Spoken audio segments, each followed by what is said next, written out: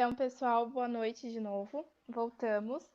Hoje, então, essa será, no caso, a última palestra da noite e do ciclo de palestras que a gente está fazendo aqui da primeira live da inspeção do IFC Concorde. A Jéssica vai falar um pouco sobre a inspeção de pescados. Então, eu espero que seja muito proveitosa essa palestra para vocês. Podem fazer perguntas, a gente vai estar repassando para ela ao final. E também ela vai disponibilizar certificados para a palestra dela. Então, todos que estiverem agora assistindo vão enviar um e-mail com o nome que vocês gostariam que a gente colocasse no certificado de vocês. A gente já vai comentar o e-mail que é para vocês enviarem e conforme a demanda a gente vai enviando os certificados, tá? Então é isso. E para a segunda palestra, convidamos a médica veterinária Jéssica, e ela vai falar sobre o fluxo de abate de pescados e procedimento na indústria de alimentos. Boa palestra para vocês.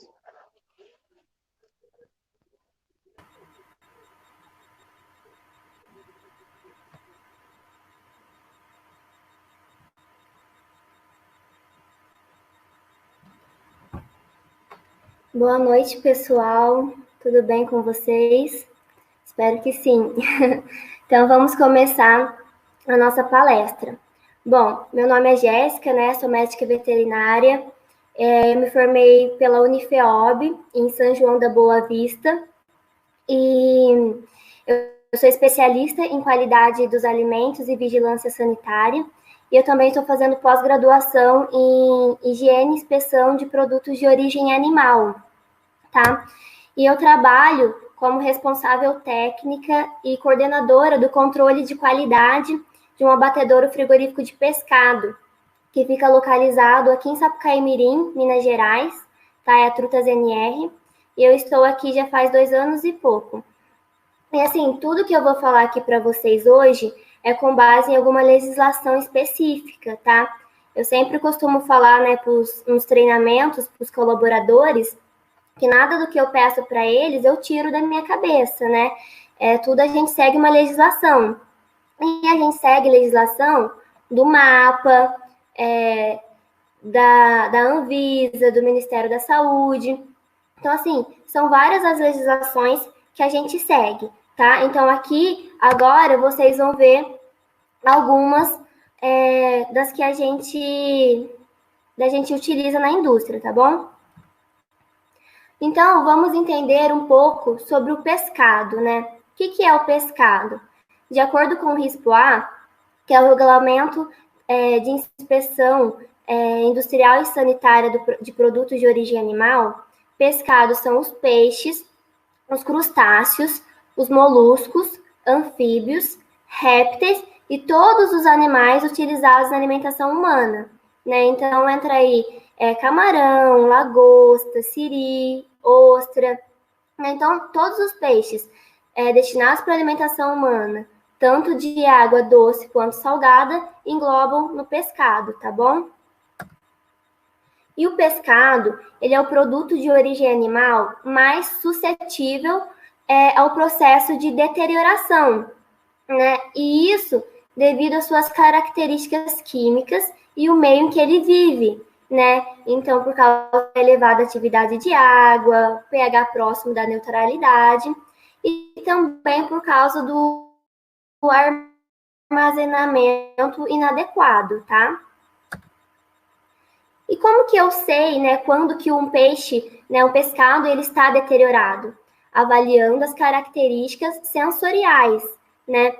E quais são essas características sensoriais? Eu listei aqui, né, para vocês as características. Então, tudo que não tiver nessas características significa que o peixe está deteriorado, né? Então, para o peixe não estar deteriorado, ele tem que estar com a superfície do corpo limpa, os olhos têm que estar claros, brilhantes, né? Com o abdômen firme, as escamas brilhantes e bem aderidas à pele, a carne tem que estar firme, na consistência elástica, né? E o odor próprio da espécie. E tudo isso eu vou avaliar, né, com os meus sentidos, né? Com a visão, com o nosso olfato e com o tato também, né? Ao manusear o pescado. Daí, olha, aqui tem uma foto, né, de uma truta. Então, ó, a superfície do seu corpo tá limpa, tá com relativo brilho metálico, né, os olhos estão brilhantes, então esse peixe não está deteriorado. Olha lá, ó, nessa outra foto, na primeira imagem, a gente vê que o olho do peixe está ok, né? Já na segunda, olha, o olho está apresentando opacidade, a pele ali a gente vê que as escamas já começam a estar, não estão aderidas à pele, né? Então ali a gente já tem um peixe deteriorado. Aqui, ó, na primeira imagem, as guelras estão róseas, né? Bem vermelhas, que está ok. Já embaixo, as guelras já estão pálidas, meio marrom, né? Então, essa imagem de baixo, o peixe está apresentando características de deterioração. Nessa outra imagem aqui, né, a gente está vendo que o peixe ele está com as escamas bem aderidas à pele, né? Então, o peixe está ok. Essas foram algumas, né, das características que a gente avalia, né, para ver sobre a deterioração do pescado. E assim, um peixe que está deteriorado ou apresentando características de deterioração, ele não está apto para o consumo, tá? Então a gente não pode, né, processar ou mesmo consumir um peixe que está apresentando essas características, tá? E como que eu faço, né, para evitar a deterioração? Através de medidas de boas práticas, né? E essas medidas, elas são tomadas durante desde quando eles chegam na indústria até a expedição, que a gente já vai ver sobre esses procedimentos, tá bom? A conservação e o armazenamento adequado também, isso super influencia, né? Só que assim, não adianta de nada dentro da indústria a gente ter todo um cuidado, fazer todos os procedimentos, né? Se chega em casa, o consumidor armazena esse produto de forma errada, né? Então, é muito importante também, né, quando a gente compra um produto, que a gente olhe na rotulagem dele e veja a orientação do fornecedor, né? De acordo com a conservação, né? Porque a gente viu que a conservação inadequada pode causar a deterioração do pescado. E quais são os nossos 3 tipos de conservação? Né? O pescado ele pode ser fresco, resfriado ou congelado, tá? Então, o pescado fresco, né, é aquele que ele não foi submetido a nenhum processo de conservação, a não ser a ação do gelo, ou armazenado em câmaras frias, cuja temperatura é próxima ao do gelo, que é de 0 a 4 graus. Já o pescado resfriado é aquele que foi embalado e mantido em temperatura de refrigeração, né, de 0 a menos 2 graus. Já o pescado congelado é aquele que foi submetido a um processo de congelamento rápido, né? Então, assim, o pescado ele entra num túnel de congelamento cuja temperatura é menos 25 graus Celsius, permanece ali por no máximo 1h30. Nesse período, ele já vai ter entrado na temperatura de menos 18 graus Celsius, que é a temperatura que ele vai ser armazenado depois até o momento da expedição, tá bom? Aqui, olha, é uma imagem de uma embalagem de um pescado congelado, né? Então, por isso que eu falei para vocês que é importante a gente olhar em casa, né, quando a gente for comprar um produto, a orientação que está lá relacionada com a conservação doméstica, né? Porque às vezes a gente compra o produto e está lá a validade de 1 ano. Só que a validade, validade, né, que é a embalagem que está lá, é se você manter a menos 18 graus Celsius.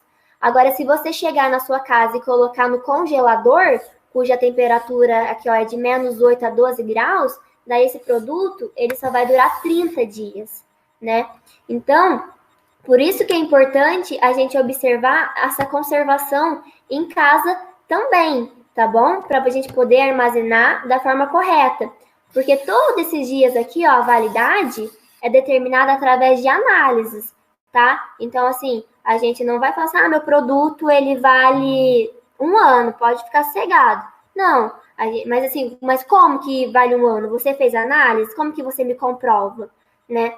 Então, tudo é feito análise para chegar num resultado, tá bom? Por isso que a gente tem que sempre observar certinho as orientações para seguir corretamente, tá bom? Assim, eu quis começar falando, né, sobre o que é o pescado e os tipos de conservação, mas assim, aí agora a gente vai falar dos procedimentos realizados na indústria, tá bom?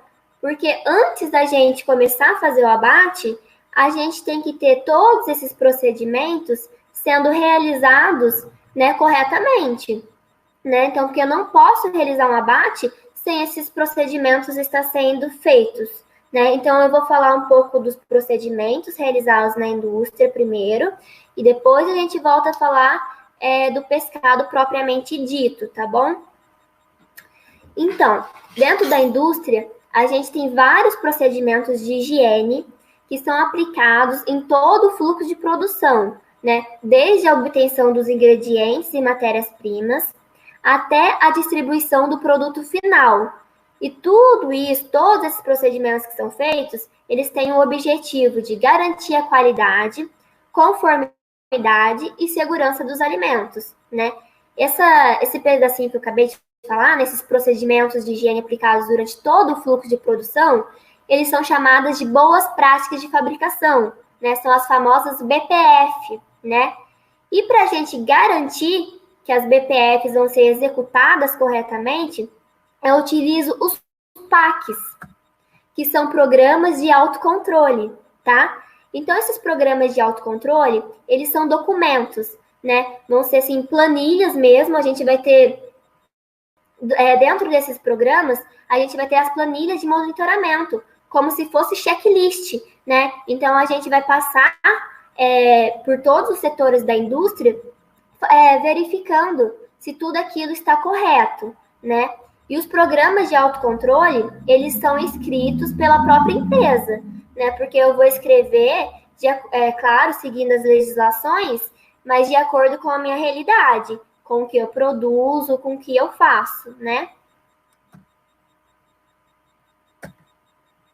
E dentro dos programas de autocontrole, a gente tem esses tópicos, né, que eles são descritos dentro desses documentos, né, que é o objetivo, campo de aplicação, qual que são as responsabilidades, as legislações que eu estou seguindo para cada programa, os monitoramentos que eu faço, com qual frequência, o que é não conforme, o que é conforme.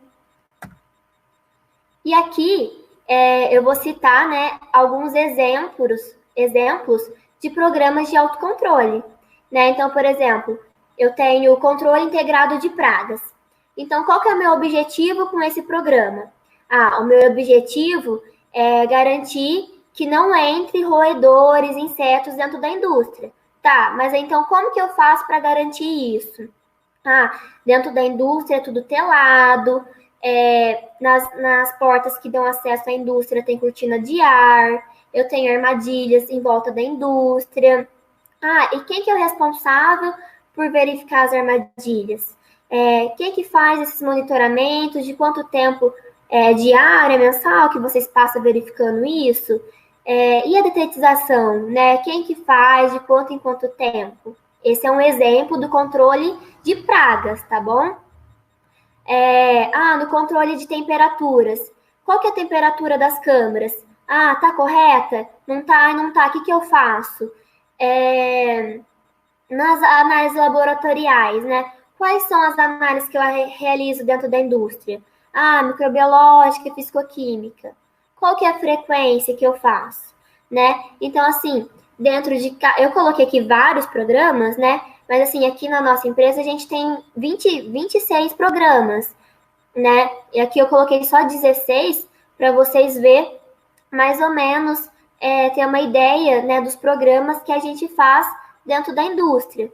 Então, cada programa desse, ele vai ser escrito, né, do jeito que a gente falou, com seu objetivo, né, explicando todo o fluxo que cada um deles tem, com todas as suas planilhas de monitoramento. E esse daqui, né, o número 9, de higiene e hábitos higiênicos dos operários, a gente vai falar um pouco mais deles, né, nos próximos slides, porque é de importar, na verdade todos são importantes, né, mas esse se não tiver isso, todos os outros, né, ficam incompletos.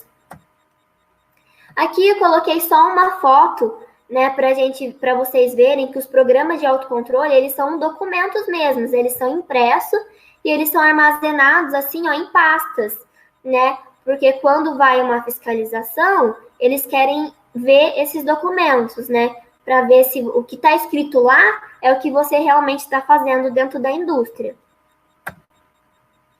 Aí, ó, eu falei para vocês que eu ia falar um pouco mais sobre o PAC, né? O Programa de Higiene dos Funcionários. Então, assim, dentro da indústria, a gente tem que seguir várias regrinhas, né? Como essas que eu vou falar aqui. Né? A gente não pode usar brinco, né? Pulseira, relógio, colar, qualquer tipo de adorno. Não podemos usar maquiagem, né? Esmaltes, bases. Não podemos ter unhas compridas, nem postiças, né? Não pode ter barbas, bigodes.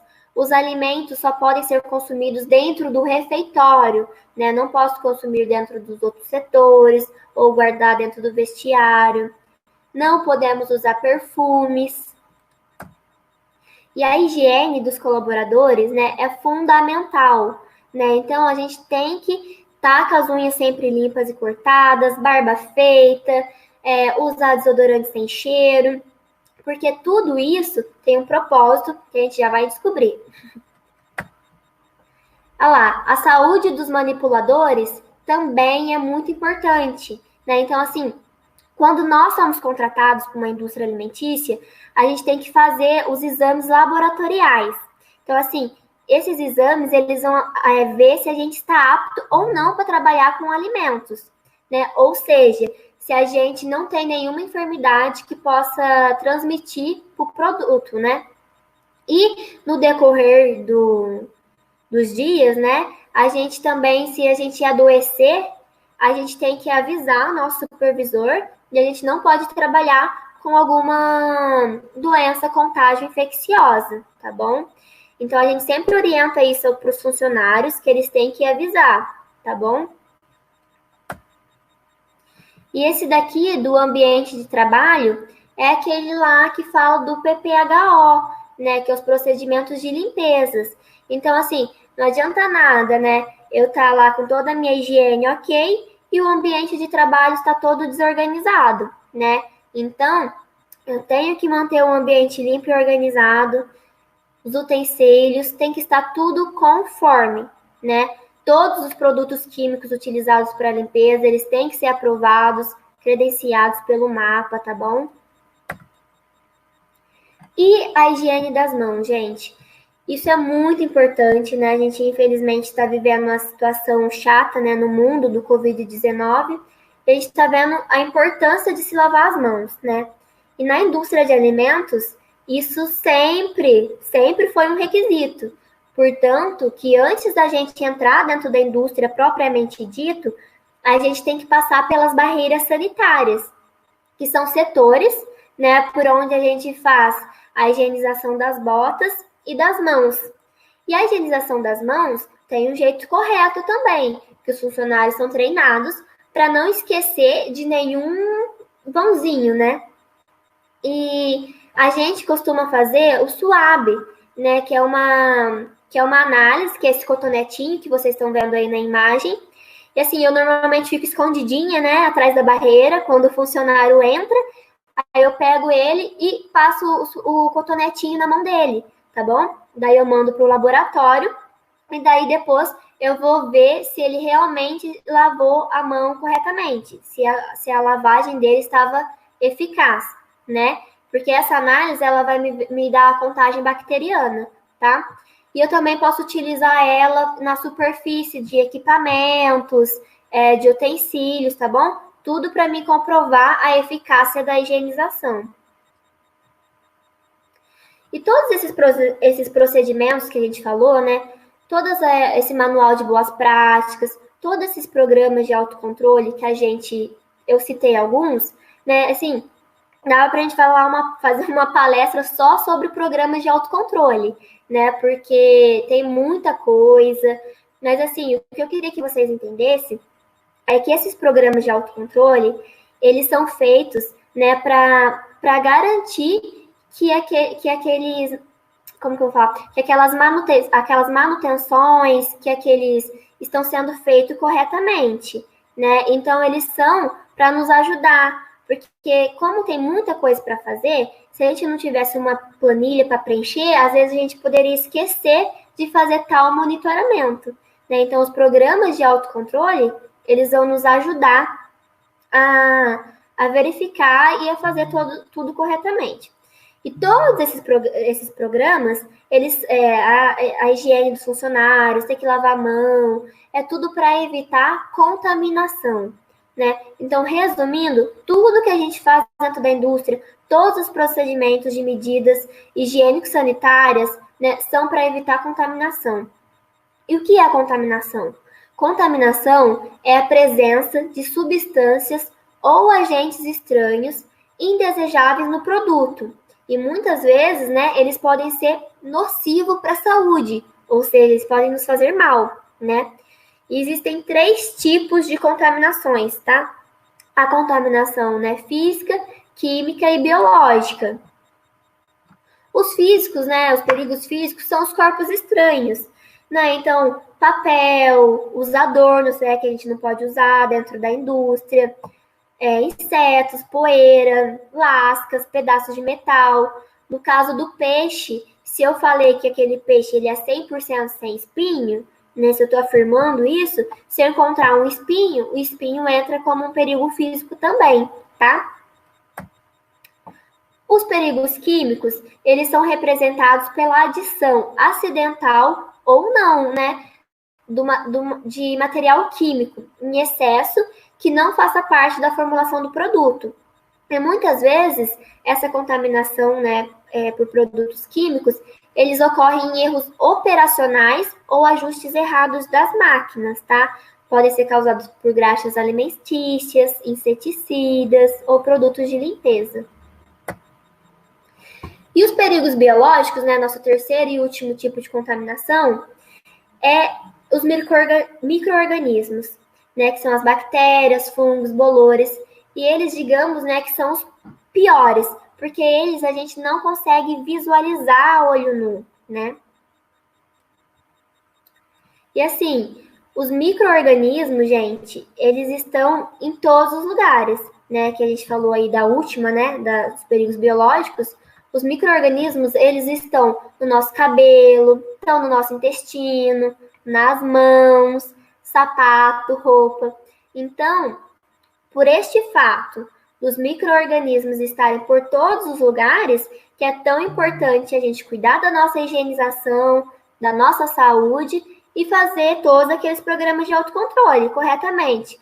Porque os micro-organismos podem causar as DTAs, que são as doenças transmitidas por alimentos, tá?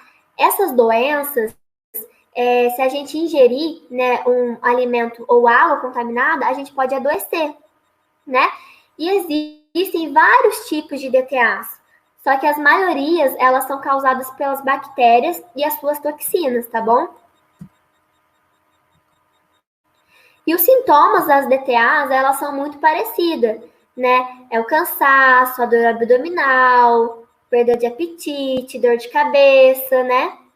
E assim, pra gente que tem uma imunidade boa, a gente vai ter um desses sintomas, vai no médico, né? Toma um remedinho, beleza, estamos bons de novo, né?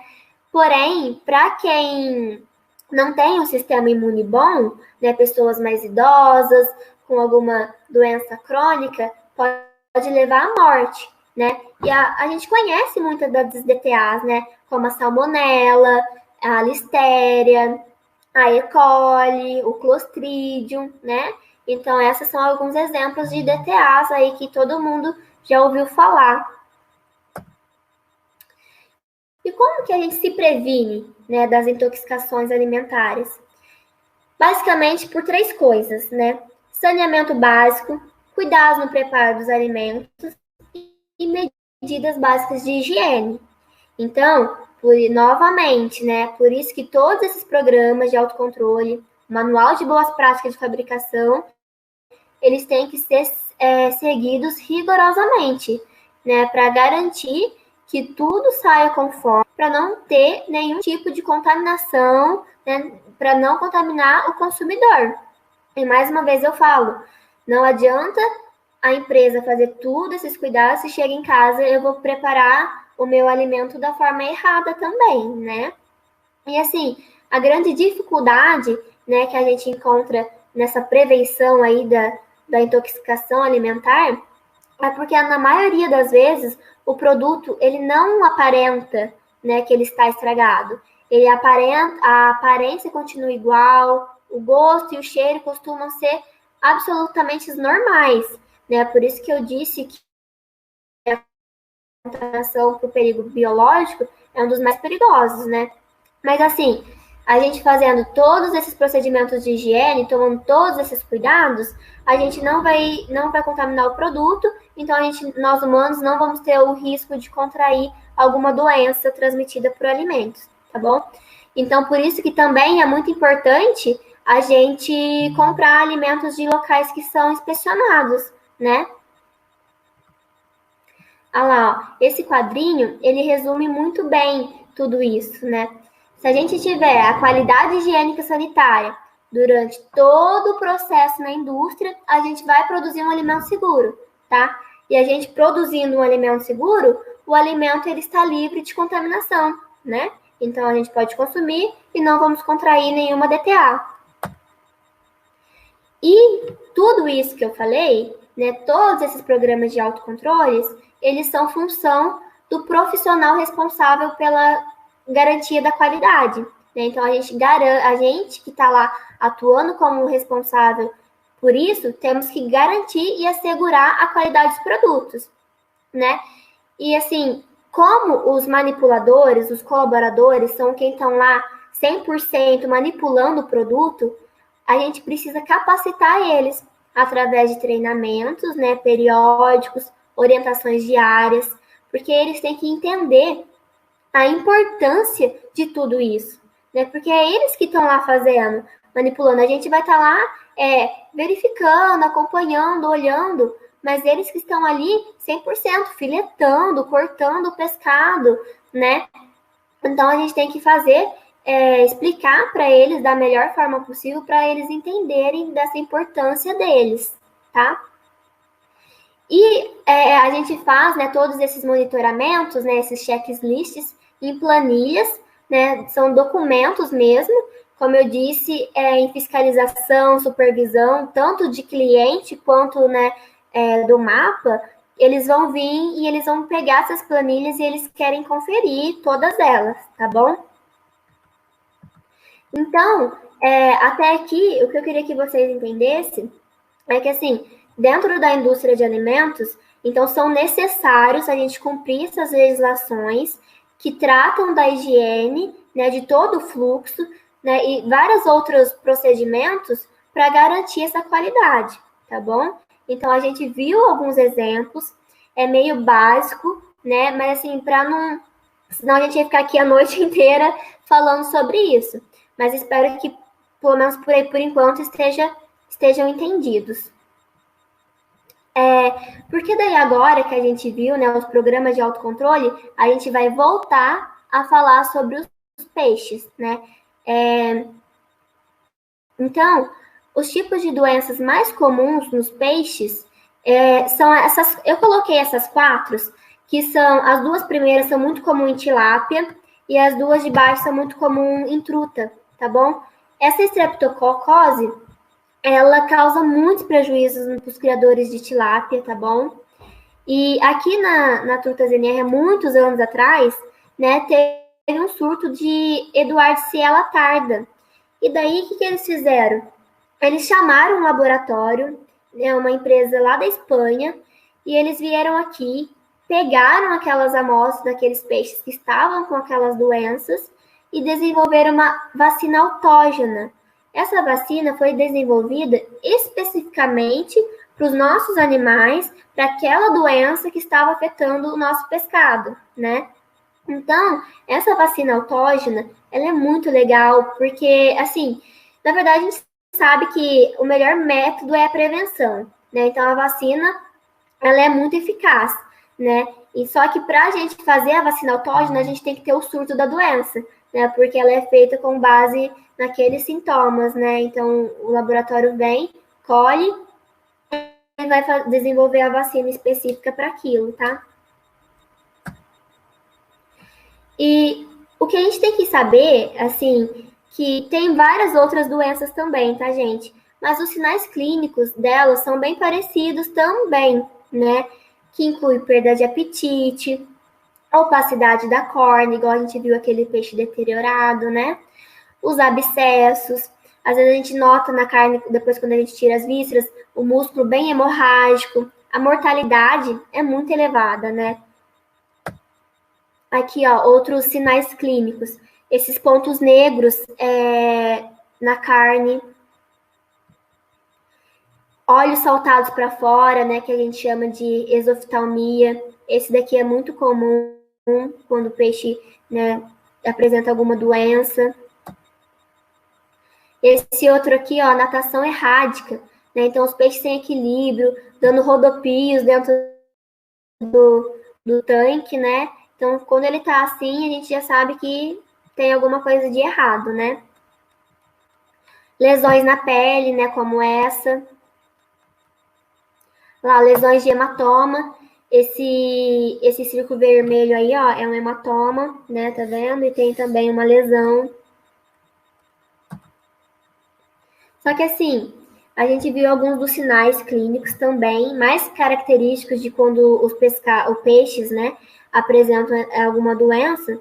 Só que a gente tem que tomar cuidado para a gente não confundir, né, achar que é doença, sendo que às vezes pode ser um fator ambiental, né? Então, às vezes o peixe está estressado porque tem muito peixe no tanque, ou o ambiente não está favorável para ele, a temperatura da água, tá? Então, a gente tem que tomar cuidado com isso. Porém, em qualquer sintomas desses que a gente observar, qualquer suspeita que a gente tiver de doença, a gente tem que avisar imediatamente o serviço oficial, né? E o serviço oficial, após a nossa, né, o nosso contato, falando da nossa suspeita, eles têm até 24 horas para chegar lá na criação, né, na propriedade e fazer a colheita desses peixes para mandar para análise, tá bom? Então, eu queria que vocês entendessem um pouquinho das doenças, né? Porque essas doenças a gente vai avaliar, a gente consegue avaliar nos tanques, quando o peixe chega na criação, né? Então, a gente avaliando esses sintomas, se o peixe tiver algum desses sintomas, ele não pode ir pro abate, né? Ele não pode ser abatido, tá bom? Agora a gente vai começar a falar das etapas do abate. As etapas do abate, ela vai depender, né, de qual espécie que vai ser abatida, né? Porque como a gente viu, o pescado, ele engloba várias coisas, né? Camarão, lagosta, polvo, jacaré, né? E cada um deles tem uma anatomia diferente, né? Então, o abate vai ser diferente porque cada espécie tem uma particularidade, né? Eu vou dar um exemplo bem fácil aqui, né? Que é a da tilápia e da truta. No processo no fluxo de abate da tilápia, tem uma etapa que faz a retirada das escamas da tilápia, né? Já na da truta, a gente não precisa fazer esse processo, porque a truta, ela não tem essas escamas igual a da tilápia, tá bom? E outra coisa que a gente também tem que levar em consideração é o que a gente vai produzir, né? Ah, eu vou produzir filé, eu vou produzir peixe inteiro, né? Se o meu peixe vai ser com pele, vai ser sem pele, né? Ah, vou fazer hambúrguer, vou fazer um peixe assado, defumado, né? Por que tudo isso influencia? Porque cada um vai ser igual até uma parte, mas depois elas vão ser direcionadas para outras, né? Então vamos lá. O fluxo de abate, ele tem que ser planejado, né? Assim, de maneira que os setores, eles não voltem, não cruzem, né? Então, assim, o fluxo ele tem que ser contínuo, né? Tudo isso para evitar qualquer tipo de contaminação cruzada, tá? E quando o empreendedor, né, ele vai quer abrir uma empresa, ele precisa da aprovação, tá? Pelo mapa. E também no decorrer de estar ali utilizando, né, trabalhando, qualquer coisa que a gente vai reformar, construir dentro da empresa, a gente precisa avisar o mapa também, porque eles que vão conferir se aquele fluxo está ok, né? Se eles não concordar com o fluxo que você descreveu na documentação, eles não aprovam, tá? Então, tudo que a gente vai fazer, a gente precisa da aprovação deles, tá? Do Ministério da Agricultura. Então, o pescado chegou lá pra gente, né? No abatedouro frigorífico. Primeira coisa que eu tenho que fazer: conferências de documentação, tá? A documentação do pescado é o GTA, né, a Guia de Trânsito Animal, e o boletim sanitário. A gente fez a conferência da documentação, tá tudo ok? Beleza. Não tá ok? Não pode descarregar aquele lote, tá? Não pode receber esses animais. Se tá tudo ok, então a gente vai analisar as condições que esse pescado chegou. Como que estavam os tanques que eles chegaram, como estavam as águas, a higiene, né, dos tanques e do caminhão, como estava em relação ao bem-estar animal, né, se tinha muito peixe dentro do mesmo tanque, se teve muita mortalidade, né, então a gente vai anotar essas características e vamos anotar aquelas que a gente já viu, né, se não tem nenhum daqueles sintomas também que a gente viu daquelas doenças, tá bom? Tudo isso a gente avalia. Daí, a gente fez toda essa conferência, né? Tá tudo ok. O peixe foi descarregado na propriedade, né? Então, ele foi descarregado lá nos tanques. Daí, o peixe, ele tem que passar por um período de jejum, né? Como todos os outros animais antes do abate, né? Então, os peixes ficam no tanque de depuração, né? O do pescado, o tempo de jejum deles é bem mais extenso, né, do que de todas as outras espécies. É de 24 a 48 horas. Esse é o tempo de jejum do pescado, né, do peixe, tá bom? Então, os peixes foram descarregados, fizeram o jejum tudo certinho. Aí, eles vão entrar para o setor de abate. Gente, as fotos elas estão meio ruins, mas eu vou explicar primeiro aqui para vocês e depois eu vou passar um vídeo, tá? Essas fotos elas foram retiradas do vídeo. Então, se caso vocês não estiverem visualizando muito bem agora, depois no vídeo vocês vão conseguir visualizar certinho, tá bom? Então, o peixe passou pelo tanque de depuração, né? Fez o jejum, ele entra aqui. E aí ele vai fazer a insensibilização. Aqui a insensibilização a gente faz por choque, né? Então, os peixes são colocados dentro não é choque elétrico, não. A gente vai colocar eles dentro da água com gelo, tá bom? E eles permanecem aqui por uns 4 minutos, tá? Nesses 4 minutos, eles vão ter ausência de contrações musculares, ou seja, eles não vão ficar se movimentando, tá bom? E aí, com isso, significa que eles estão insensibilizados. Daí, o funcionário pode pegar esses peixes e fazer o próximo passo, que é a secção da coluna vertebral. Feito isso, eles são colocados na esteira de sangria, 3 minutinhos, passam pelo túnel de lavagem de água perclorada. Essa água já vai eliminar aí um pouco da sujidade, dos micro-organismos presentes na pele do peixe. Eles caem no setor de evisceração, são abertos e eviscerados manualmente. Caem, né, no setor de filetagem, toalete. No caso de filé, eles vão ser divididos em filé. Tudo isso a gente vai visualizar melhor nos vídeos, tá bom? Aí, eles vão... o restante da produção vai tirar as espinhas nos lugares estratégicos, né?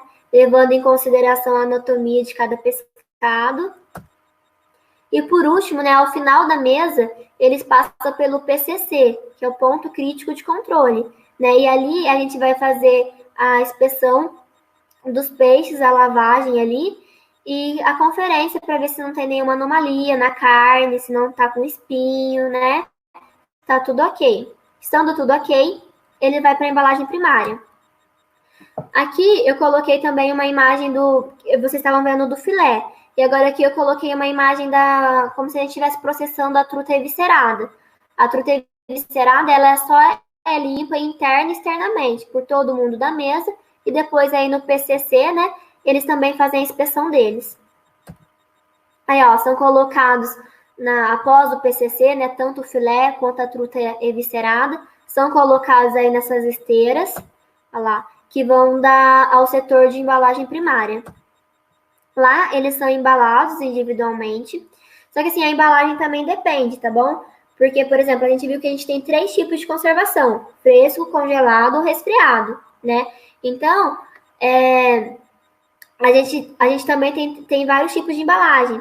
Pode ser a embalagem a vácuo, pode ser a granel, ou aqui no nosso caso a gente também tem bandejinha na atmosfera modificada, tá? Então, na hora que chega no setor de embalagem primária, daí cada um vai ser embalado de uma forma. Só que assim, lembrando que, por exemplo, nesse caso a gente está fazendo só filé individual, então é só filé individual. Acabou ele, daí a gente vai fazer outro tipo de produto, tá?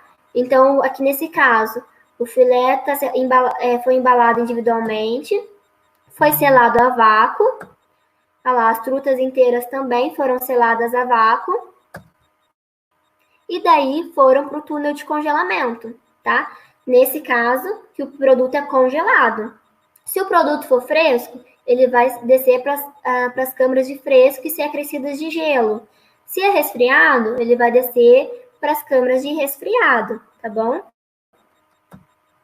Aí depois de congelado, né, posso estar lá na temperatura menos 18, daí eles vão ser pesados e classificados, tá bom? Daí, assim, quando a gente, no caso do congelado, tá bom? Quando a gente tem o produto em estoque,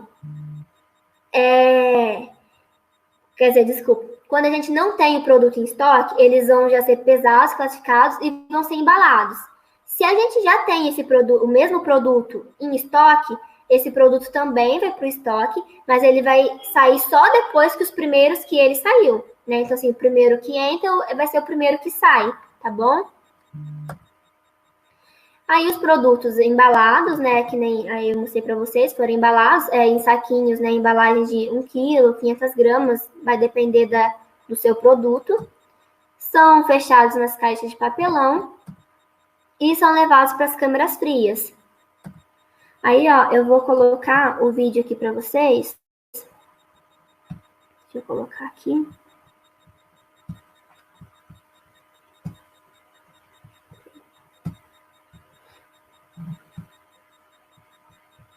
Peraí, gente.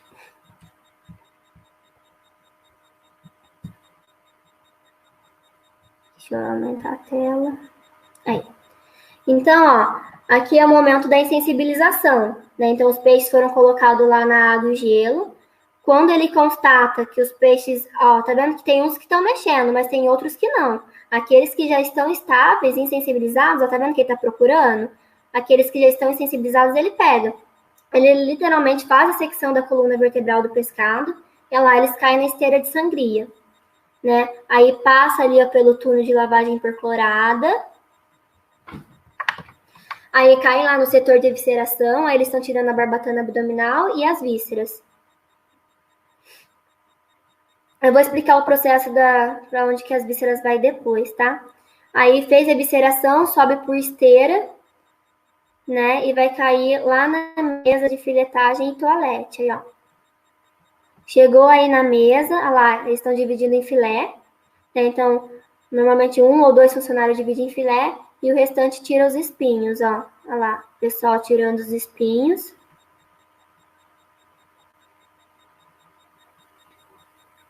Os espinhos, aí a gente tira esse, né, que é a espinha ventral.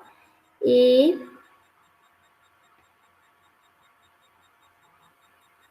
esse outro aí que é o pimbom, né, que é esse daí aquele a gente descarta para graxaria, aquele outro não, tá? Depois eu explico.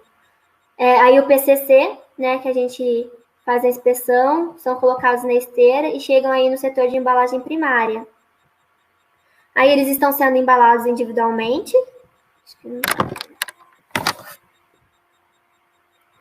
Lá vão ser selados a vácuo, nesse caso, né? Como eu disse, tem algum outro tipo de embalagem. E foram para o túnel de congelamento, no caso do produto congelado. Aí, ó, estão pesando, né, o produto, classificando, colocando no saquinho de 1 quilo. Aí eles fecham o saquinho e colocam nas caixas de papelão. Fazendo propaganda da Trutas MR. Ali depois eles vão carimbar também. Aqui é dentro da câmara que eu falei, os peixes ficam estocados, né, lá com validade e lote, e ao final as caixas de expedição. Ai, gente, voltou, peraí.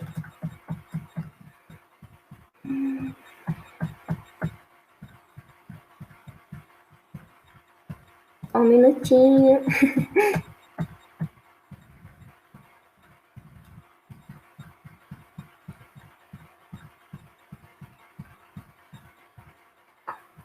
Então, nesse vídeo, né, foi um pouquinho rápido, mas ali vocês conseguiram ver tudo aquilo que eu já tinha explicado através das fotos, né? Então, todo o procedimento, desde ali da insensibilização até a expedição. E no caso dos pescados, né, os miúdos, né, que podem ser comercializados do pescado é a língua, o coração, moela, fígado, ovos e bexiga natatória. O que são os miúdos, né? São os órgãos ou partes de animais de abate que estão aptos para o consumo, tá bom? No nosso caso aqui da empresa que eu trabalho, a gente não faz a comercialização de nenhum miúdo. A gente até está querendo fazer de ovos, mas a gente ainda não faz, tá? Então, todos os miúdos, todas as vísceras, eles são destinados para o setor chamado graxaria, tá? Esse setor, ele faz produtos não comestíveis, né? Então, ali tem todo um processo de cozimento, passa pela prensa, tá? Então, aqui a gente tá vendo todas as vísceras, né? Elas saem, vão ser tudo por tubulação, elas chegam lá na graxaria, e lá tem esses processos que elas vão virar esse outro produto aqui do lado, ó, que é a farinha, tá bom? Então, esses produtos, essa farinha, ela vai ser vendida para empresas de alimentação animal, né? Então, uma empresa que vai fazer ração, por exemplo. Então, gente, eu quis mostrar para vocês, né, que por trás de todo esse processo produtivo, né, que a gente viu, desde a despesca do peixe até a expedição, a gente faz diversos monitoramentos, né, que são aqueles monitoramentos que a gente viu mais ou menos, né, ali nos programas de autocontrole. Então, eu faço monitoramento de temperatura, eu faço as análises, eu confiro a higienização, né, iluminação, ventilação, manutenção, enfim, todos esses procedimentos, eles são feitos, é claro, seguindo todas as legislações pertinentes para cada um deles, né, porém, eles têm o mesmo objetivo, né, que é garantir que o produto final esteja íntegro e seguro para o consumidor, ou seja, que quem comprar pode consumir e não vai contrair nenhuma DTA que a gente viu, né? Então, foi isso que a gente viu aqui. E é isso, minha palestra chegou ao fim, né? Eu espero ter sido clara, que vocês tenham gostado, entendido. Assim, o que eu queria passar para vocês, né, é que, assim, dentro da indústria alimentícia, não só na parte do pescado, mas como de todas as outras espécies, a gente tem que seguir essas regras, seguir esses manuais, essas legislações, para que tudo isso, né, tenha aquele objetivo, né? Garantir um produto íntegro, evitar contaminação, evitar que os micro-organismos causem as DTAs, né? Então, é isso, gente. Eu deixei aqui o meu e-mail e o meu Instagram profissional, caso alguém tenha alguma dúvida ou queira me perguntar alguma coisa depois. Mas eu acho que agora a gente vai abrir as dúvidas aí pro pessoal, né? Então, acho que a Adriele e o Paulo vai falar com a gente agora, né? Muito obrigada, Jéssica. Foi muito boa a tua palestra, foi completa. E ela mostrou vários assuntos que, pelo menos para mim, foi novidade e que são coisas interessantes a gente saber, revisar, enfim, assuntos bem pertinentes. Eu gostei bastante. Também a gente agradece a todos que estão participando, né? Participaram desse último dia de palestras. Se vocês quiserem, tiver alguma dúvida e tudo mais, podem deixar aqui nos comentários ou chamar a gente no Insta, enfim, qualquer coisa a gente está tentando repassar todos os contatos de todos os palestrantes que tiveram até agora. Lembrando que a gente vai disponibilizar, para quem não conseguiu assistir, algumas palestras no nosso canal do YouTube aqui. Então, se vocês quiserem se inscrever, enfim, a gente vai deixar algumas aqui que foram autorizadas pelos palestrantes. Algumas não conseguiram porque tem imagens, enfim, direitos autorais. Então, as de hoje eu acho que todas estão liberadas, então a gente vai deixar gravado aqui. Agradecer a todos que participaram. Muito obrigada, Jéssica, pela participação. Muito obrigada mesmo. Eu que agradeço pelo convite de vocês, do Paulo, Adriele. Muito obrigada. Muito obrigada. Agradecer a oportunidade que o laboratório está dando para a gente de tentar buscar iniciativas, de tentar buscar um conhecimento e passar esse conhecimento adiante. Porque não adianta nada a gente só ter para a gente e não compartilhar. Então, com essas lives, a gente tentou fazer isso o mais simples possível, que foi o que a gente conseguiu, só que com conhecimentos, com pessoas muito incríveis para falar sobre eles. Espero que tenha sido muito boa esses 3 dias para vocês, essas 3 noites, né? A gente vai tentar repassar, enfim, tirar todas as dúvidas de vocês lá pelo Insta, passar mais informações, enfim. E também, enfim, agradecer a prof, né, Luísa. E, gente, muito obrigada mesmo. Enfim, acho que era isso que eu tinha para falar. Tem alguma pergunta? É isso, então, muito obrigado.